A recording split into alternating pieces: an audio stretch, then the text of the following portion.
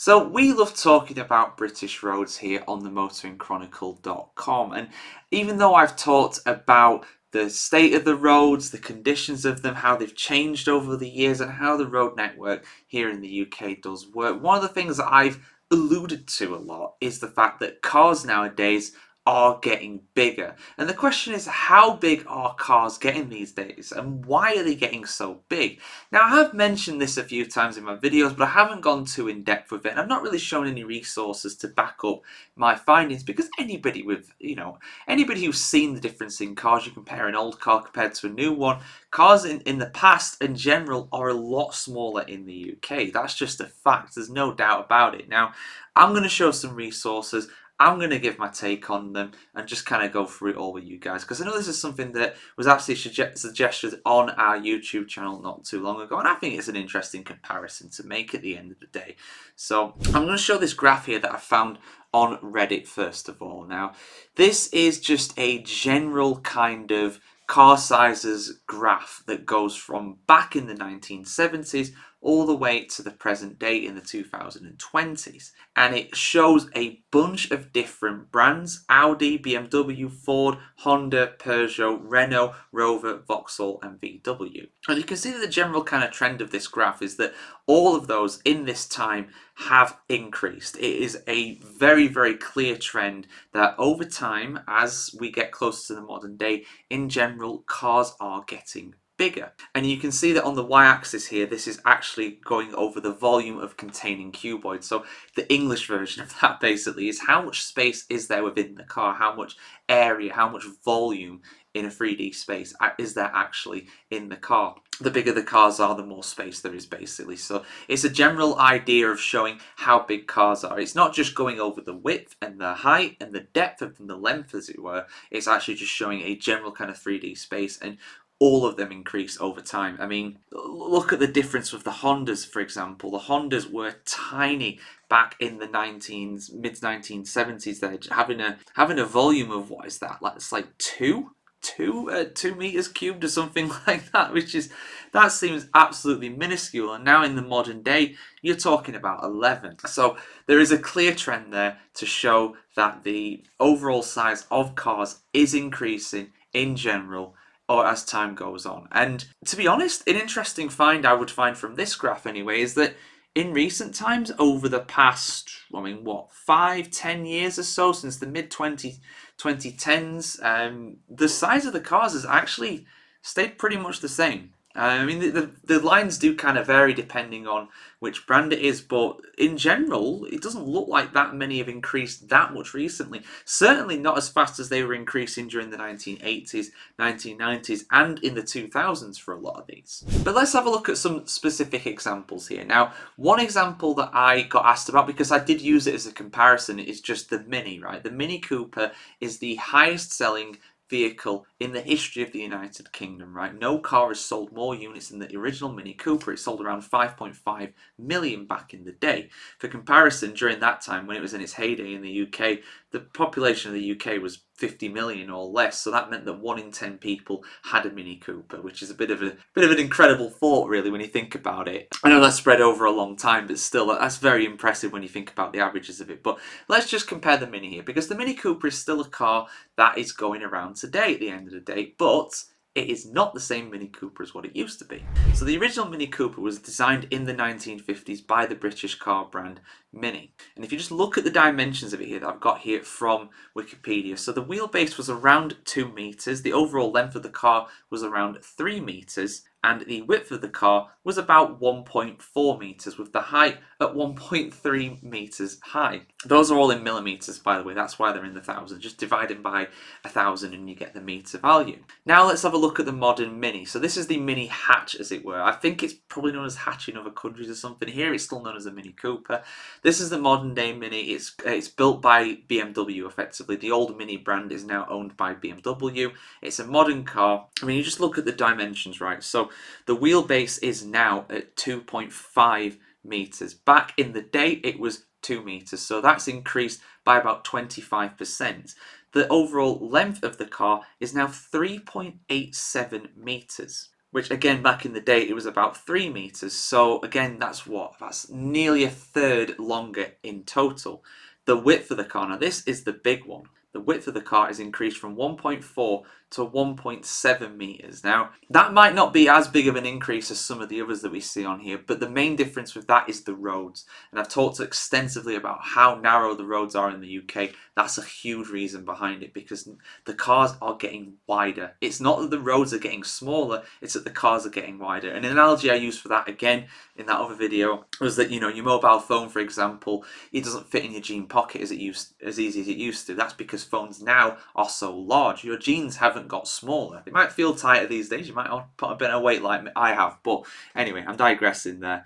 And the overall height of the car, interesting, this is one that hasn't changed so much. The overall height of the car is about the same, which I find stunning. I mean, I see little Mini Coopers every now and again. There's someone who drives one not too far away from where I live, and I must admit, it looks comically small. So I'm shocked that the height of the car hasn't changed. But if I go onto this article here that I found from Saxton 4x4, they go quite in depth about the overall dimensions of the cars. And one of the findings that they actually found with this is that cars in general are not getting that much taller. Some are, but some aren't. Some are actually getting shorter. I mean, Land Rover Defender, for example, one of the cars that they use as an example here, that's lost around 4% of its height when you compare to the 2020 models to the 1983 model. So that's a period of almost 40 years there. So in some senses, some dimensions the cars aren't actually getting bigger. They're not really getting taller, but they are getting heavier, and the volume of them is increasing as a whole. The overall space they take up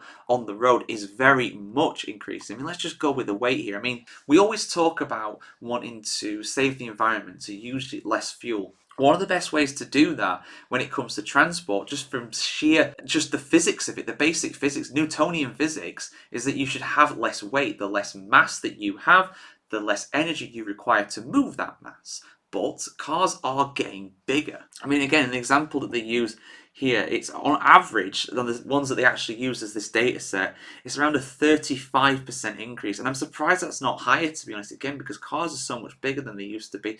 Naturally, their weight will increase. Again, the Mini Cooper is another very stark example of this. The overall weight of that has increased by 64%. And that's despite using materials that will probably be lighter as well these days, you know, not using steel and things like that they used to use back in the day. But despite that, again, it's like televisions. Televisions now are much bigger than they used to be, and they use more energy, despite being more energy efficient than they used to be. It's just a size problem, quite literally. So yeah, again, there's just a lot of data to all this up. I mean, again, there's another one here that I found too that also goes along with the same thing. Tire press here, I mean, 63% bigger than they used to be in general cars. So I mean, there's just 5 examples here. The Ford Mustang, which is a big muscle car to begin with, that's increased by 63% from when it first came out in the mid-60s to the mid-2010s. It'd be even bigger nowadays, especially with that Mustang's SUV thing that you see going around. The Mini Cooper, 63% bigger. Surprised it's not more.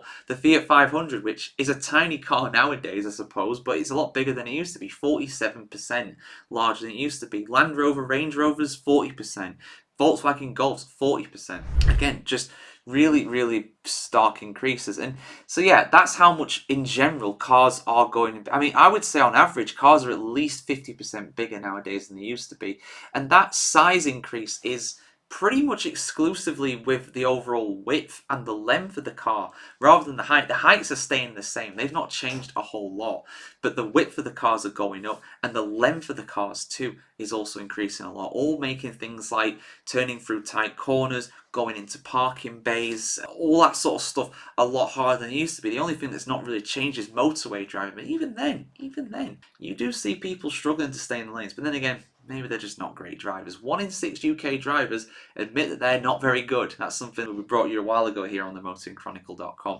And I will make one final thing as well, just because, again, I've gone in a bit of depth about this as well, but I feel like this video would be incomplete if I don't mention at least why cars are getting bigger. Why are cars getting bigger? Well, again, I've gone over this many, many times here on the motoringchronicle.com, but the 2 main reasons for this, in the UK at least, are down to safety and also down to technology. And technology also comes into the safety thing as well. Cars could absolutely be smaller nowadays, but there would be an adverse effect of them being more expensive due to trying to fit the same amount of technology and safety into a smaller space. Think about cars back in the day, 30, 40 years ago. The only bit of technology that you would really have in there would be a radio, and that'd kind of be it.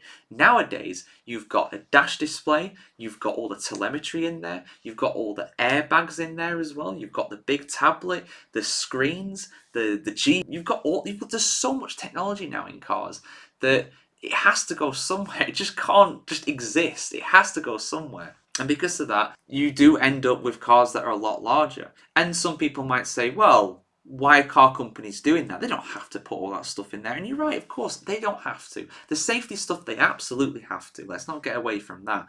But the technology stuff, do they that in there? No, of course they don't. But of course, they want to have it in there because they can sell the cars for more. It's more desirable, it's more on brand. Would you really buy a Mercedes if it just had a radio in and that was it? No, you want to buy a Mercedes because it's got all this luxury stuff in it. That's just a fact. And that's what modern motoring is nowadays. These cars are not just cars. They're also entertainment stations for the kids in the back, trying to keep them, occupied and stuff like that, with a little flat screen in the back of the back of the seat, sorry. And that's just a fact. So there's a lot of different factors behind it, but safety and the technology are basically the biggest two. And in general, cars, I would say, looking at these stats, particularly when it comes to the overall width and the length of them, they're getting around 50% bigger than they used to be back in the day, 1980s, 1970s, 1960s, depending on when the car brand first came into being. And it's not just British cars, it's not just the Mini. Take the American Ford Mustang as well. That's another example. It's just how much they're getting bigger. And what's the future of it? I don't know. Right now, it seems like